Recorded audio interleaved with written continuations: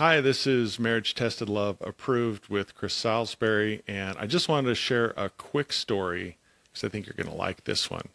I met Kendall on a blind date, so found the love of my life, but I had an experience on a blind date a couple years earlier that is 100% true. My sophomore year of college, finishing up my associate degree, I took an anatomy class because there's a lot of cute girls in the class.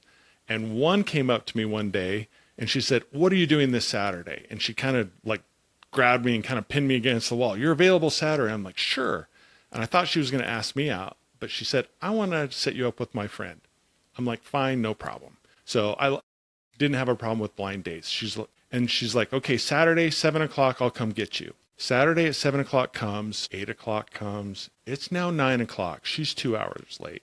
And this is before cell phones, so she didn't call me. And I am literally walking out the door. I'm completely ticked off because I'm like, I just wasted a Saturday. She pulls up. I get into the car. I decide to go on the date anyway. She introduces me to her friend who had dark hair, but literally didn't say a word to me. Not a word. We're late, so we didn't have time for dinner. We go to a movie. We sit through this boring movie, and it's about midnight. We fix dinner. Let's go eat dinner. So at 12:30 at night, we're eating dinner. At this point, the blind date has literally said 2 words to me. That's it. It's a disaster. I just want to eat and get the hell out of here, go home, go to bed. So we have spaghetti and broccoli for dinner. And at this point, everyone's kind of tired. And so she's driving me home. And so it was a double date.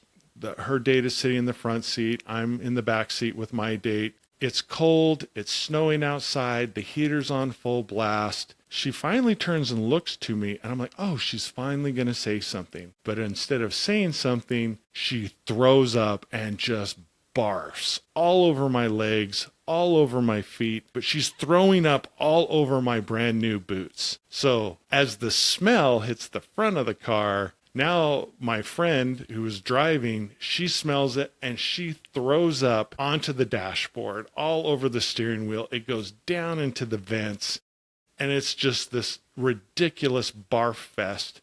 She pulls off to the side of the road. I bail out. The other guy jumps out. The girls are leaning outside of the car with the doors open, just throwing up everything they've ever eaten in their lives, just losing it. And I tell him, like, I can't get back in there. There's no way I can get back in that car. And the girls are like, just go, just leave. So we end up walking in the snow for about a mile to his apartment. And he finally and then he drives me back to my place.